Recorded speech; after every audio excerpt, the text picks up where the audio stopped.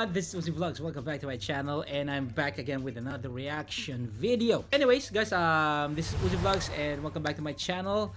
And now we're going to have a reaction with SB19 Stell Ahero dahil nasa Fast Talk siya. And I just wanna check it out and mabigay ko reaction ko sa inyo lahat. Ayun, so but before everything else, guys, if you're new to my channel, please do subscribe to my channel, click that bell, leave some comments, click the like button. So eto nga, si Stell Ahero nga nasa Fast Talk, at isa sa ang Fast Talk sa pinapanood ng masang Pilipino. And actually, to be honest, guys, I am just so proud that malayong-malayo na ang nilakbay at alam mo yun, yung naabot ni Stell, no? At ito na nga, no, he's been loved by the masses. It's very, very important, no, especially for an artist in the Philippines na makilala ka ng masa. E nakita na nga natin siya sa The Voice Generations, and probably most of you are watching itong Fast Talk na to, o napanood nyo na to ngayon. So ako, I will give my reaction towards this. I will give you this, but first I want to see kung ano ba yung intro na ginawa ni Sir Boy Abunda dito. So let's play. Ngayong Martes, feel the power ng SB19 lead vocals at main choreographer. Siya muna yung tawagin kong baby. Welcome to my team. Uy! Ang boy group power coach ng The Voice Generation. Kahit nahiya ko, kinapanantin mo ako para makalaban yung tatlong coach dito. Stell Ahero. Pinakabata man ako, hindi ako magpapatalo. I want you. Abangan live sa Fast Talk with Boy Abunda. Stig! Oh my God, no? Merong goosebumps effect, no? Kung iisipin natin, I mean, like, who would have thought na dadating din sa point na ganito si Stell magiging Voice Generation coach? Ako, up to now, meron akong parang pa rin sa aking yung parang meron pa rin surprise element sa akin, tsaka exciting element ako nararamdaman, kasi until now hindi ko pa rin mawari, no, na si Stell ay isa ng coach ng The Voice. So here we go, guys. Let me just put up the other video, di ba, ng Fast Talk. Stell Ahero.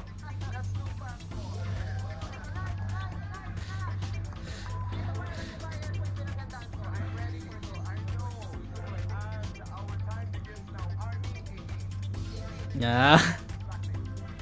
Okay. But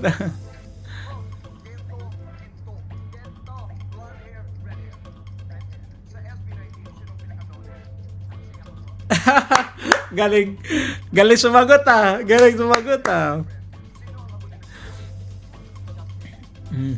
Stig.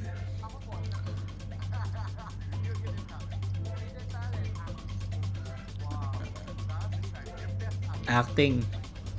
Yeah.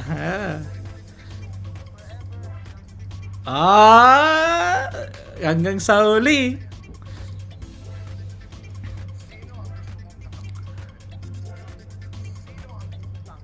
Pwede?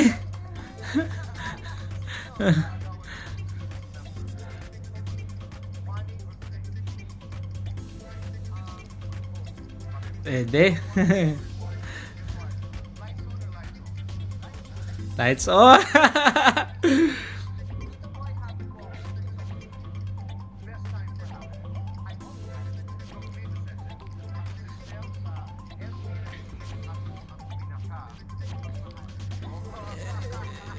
Yeah. Okay. Kaya panonoorin natin tong Fast Talk video na to. Hold on for a second. There we go. Alright.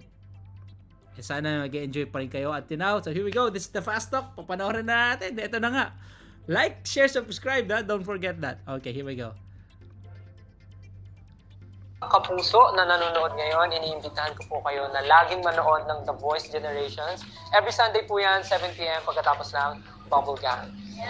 Napapag-usapan lang natin, sabi ko nga, I just wanna make it clear, kayo sa SB19, okay sa inyo magkaroon ng mga solo projects, Yes no? po. Ganda. Pero priority niyo ang schedule, yes, ang SB19. Okay po sa amin tumanggap ng solo projects, basta hindi po na babangga yung schedule ng group. Kasi ang sabi nga po namin, ayaw namin na nakakahon kami ng 5 lang. And we know na each one of us may gustong i-pursue. So bakit namin siya pipigilan i-pursue kung ano yung gusto niya? Doon siya mag-grow. Yes. The best of the worst about being famous, Stel. Ang best po, syempre, Di ba, pero tama yun I mean, marami sa mga entertainment companies ang sabihin na natin, or even, no, not only entertainment companies, siguro guilty dyan ang GMA, no? Sorry, GMA, or probably guilty dyan ang other stations, di ba? Nandiyan ang mga companies, no, entertainment companies, na kinakahon yung mga artists. I do understand yung exclusivity na dapat nandun, na dapat yun lang makikita, ito lang yung makikita with the kailangan, ano. Siguro, ito yung naging maganda sa SB19. Yung tipong dahil sila na yung may hawak nung schedule nila and they're managing their own time and their own resources, sila na yung management ng actual na grupo nila, they have the right to do this, no? Nagkaroon sila ng freedom, di ba? Freedom! Di ba? Nagkaroon sila ng freedom. Gumanda yung takbo ng mga career nila. Nagkaroon si Philip ng solo, si Josh nagkaroon ng solo, Pablo has his own solo, Justin has a lot of promotions himself, di ba? They don't need na mag-grow na laging kasama yung iba. I mean, because hindi naman alam naman natin, no, na for example, the Voice generations, they pick people na who knows that can be a possible coach, at ito nga si Stellang pinili nila, no? I mean, isipin nyo na lang kung magkano babayaran ng The Voice kung sakali man lahat sila kinuha, di ba? So at least, di ba, may mga certain points na ganun talaga sa industriya, I believe, na alam mo yon na ito hindi madalas nangyayari. Ito nangyari sa SB19 right now, hindi ito madalas nangyayari sa ibang mga grupo na probably they are wishing that will happen to them, and sana, no, makita ng mga companies, production companies, entertainment companies na maganda rin na hindi kinakahon yung grupo, na meron silang certain potential na pwede sila mag-excel, and then probably magkakaroon ng domino effect na kapag pinopromote din nila kagaya nito, no? Whenever Estelle comes out of the Voice, ang nasa likod niya is SB19. So it's good as promotion, di ba? Parang ganoon na rin 'yon. All right. Pakinggan na natin. Tuloy na ito. Like, syempre kumikita, and syempre we can provide for our family, nakakuha namin gusto namin, may mga need and wants din po kami. But ang kabaliktaran po noon, syempre dahil nga po nakikilala kami, mas wala po kaming time with our family. So hindi namin sila masyadong yun ang cons. Kumbaga pros and cons. Pros now na nakatira kami nandito na sa area na malapit, para malapit na sa work and hindi na kami ma-hassle. And other thing po is wala na po kaming freedom to go outside. Though hindi naman kami malabas talaga, pero yung simpleng pagbumol sana po na gusto naming gawin, hindi na talaga namin magagawa kasi may mga instances po na talagang may mga taong nakakilala, okay lang sa amin yun, pero minsan po talaga kasi nadudumog, and ayaw po namin mag-cause ng commotion sa isang lugar na maabala yung mga tao. So we choose to stay na lang sa bahay. The price you have to pay for fame. Pero alam mo, sa tatlo nating pag-uusap in the past, bumabalik kayo. Not just you, but yung mga ibang boys, you would always talk about your family. Kasi naalala ko may mga pinagdaanan kayong panahon na nababawasan na yung mga naniniwala sa inyo. Ang dami yung nag-umpisa, tapos dahan-dahan, nababawasan. But I remember you guys very clearly kasi nandito kami, hindi lamang para sa amin, pero para sa aming mga pamilya, para sa aming mga pangarap. And then, I still hear that from you today, di ba? Napakasarap lang pakinggan. How does it feel to be the forever boyfriend? Wow.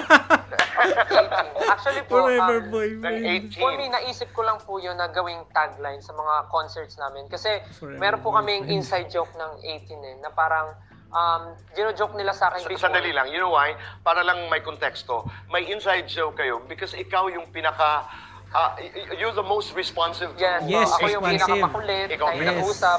Anyway, go on. Meron po one time na in-interview kami, hindi ko na po maalala kung anong interview. Tinanong ako kung meron akong girlfriend, and sinabi ko wala. Tapos lahat sila nagtampo sa social media na parang, wala ka palang girlfriend, so ano kami? So sabi ko, gusto niyo pala ng ganitong klaseng biruan? Okay. So, ever since po, sabi ko, sige, dahil ganyan gusto niyo, ako na yung forever boyfriend niyo. So, sa mga post ko, sa lahat ng lines na sinasabi ko, or mga skills ko sa content namin, lagi silang i-include na ako yung boyfriend nila. Which is, nakakatuwa kasi meron kami ganong interaction. Pero, ano po yun, may boundaries pa din. Like, hindi talaga siya super sineseryoso ng 18. Natutuwa ako na meron kaming klaseng ganong connection po. That's right. Kumbaga yun ang conversation ninyo. Yes po. Itatawid ko lang yun. Sa personal na buhay, are you single? Yes po. Okay. At least na Pero taken ng 18. Taken ng 18. Single but taken by 18. 18, yeah. Okay. Kwento. Ang BTS, may kwento to eh. When they were training, na parang pareho kayo. Naghihiraman ng damit, ang daming pinagdaanan, di ba? They went through the ringer. They went through hard times, etc. Ngayon sa mga panahong ito that you have become very famous, Stel, at pag lahat naman, this is a celebrity business, this is a fame business. May mga panahon na hindi man dumating sa ulo, but it can overwhelm. Yes po. Sa mga panahon na ganito, anong karanasan ninyo bilang grupo ang inyong binabalikan para maibalik ang inyong mga paa sa lupa? Yes. Naalala ko lang po palagi nung time na nagsisimula kami, may naniniwala sa amin, yes, pero hindi po siya katulad ng mga taong naniniwala sa amin ngayon. Like, we have the support system before, pero hindi ka strong na ngayon. So, kung hayaan namin na umabot sa ulo namin yung yabang or kung ano kami ngayon, pag pinaabot namin yun dito, Tito Boy, I'm sure, kung gaano kabilis yung pag-angat namin ngayon, gaano din kabilis yung paglagapak namin sa lupa. So, we always make sure na walang magbabago sa atin kasi nag-start tayong ganito, dapat matapos tayo or mag-stay tayo kung na ganito pa rin. Kasi parang pangit naman po na magbabago kami dahil nagbago lang kami or magbabago kami dahil sa mga taong tumulong sa amin. Parang hindi dapat ganun. At naniniwala ako, because also in one of my interviews na Yuka, totoo yan. Alam mo natutunan ko sa inyo? Totoo yan.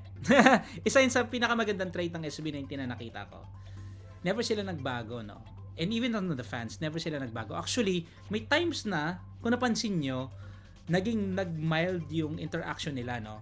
Para nagkaroon sila ng striktong moments. Di ba dati maluwag, tapos naging stricto, tapos ngayon, ang tagal, no? Minsan maski men pop, sobrang hirap kunin. Parang sobrang exclusive, no? Ngayon, tinan mo, they actually do their life by their own, which is actually good, which is human in a way, no?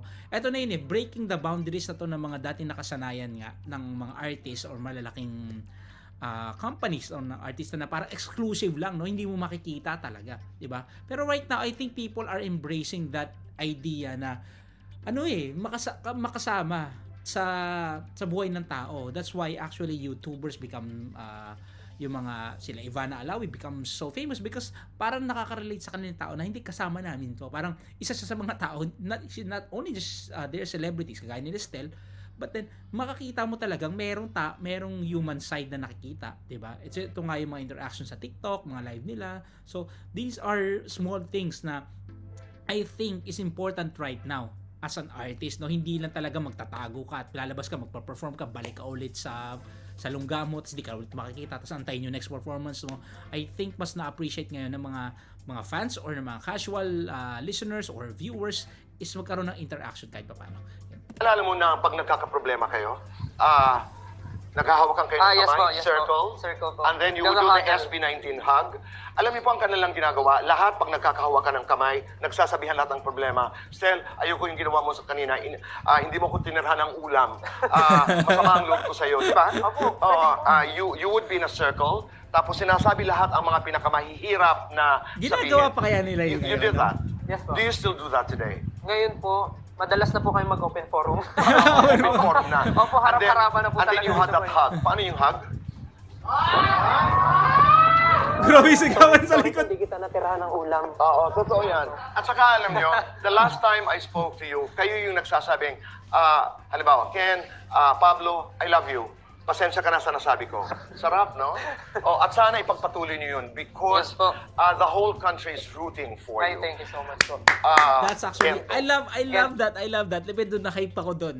Sa adrenaline ko when Tito Boy said that. No, grabe, no? The whole country is rooting for you. Sana, no? Wala masyadong objections dito because we all know what is the goal of SB19 regarding this music industry or this tinatahak nila na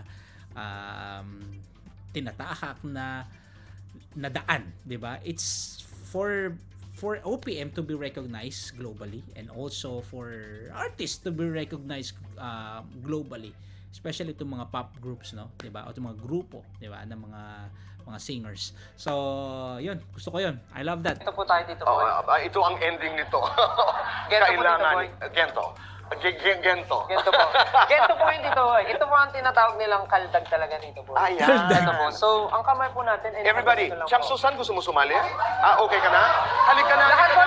Halika na. Champ Susan, halika na. Oo, Gento. Dito ka. Oo, sige. So, kailangan lang po... Stel, yan si Champ Susan ko. Okay, go. Kailangan lang po nakaturo sa baba. Nakaturo sa baba. Nakahawak sa pants. Sa pants. At kumakaldag po. 1, 2, 3, 4. 4 na beses po. 4. 4. Okay. Tas ulit lang po Ulit dito. lang. Sige. Okay, 5, let's do it. 6. Champ Susan, galingan mo. Ready? Okay, go. 5, 6, 7, 8. 1, 2, 3, 4. Repeat. 1, 2, 3. Repeat. And 1, 2.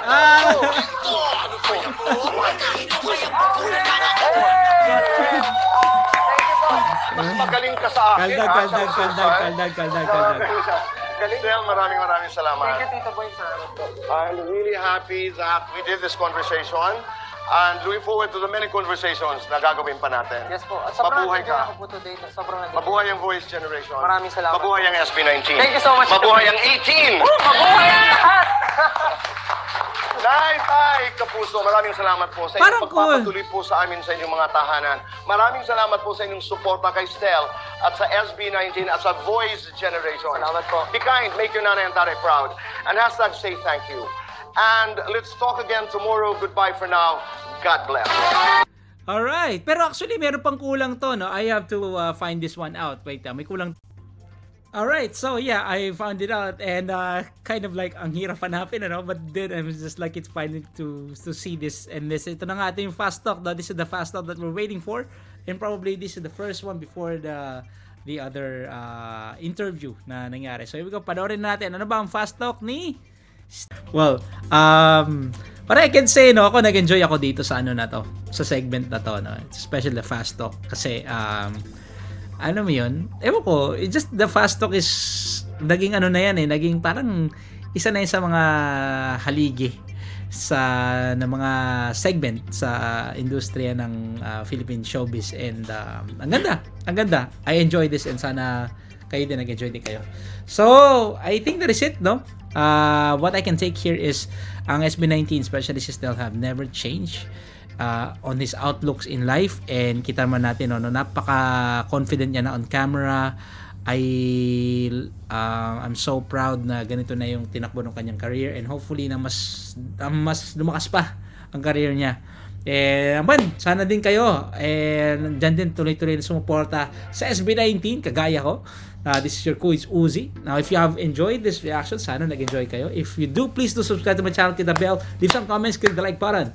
Until my next video, reaction or whatnot or whatever, please do support, and sana magkita-kita tayo sa sunod ko mga uploads at mga video, and sana mag-enjoy pa rin kayo sa channel na to. Thank you guys so much. Have a good day, everyone. Goodbye.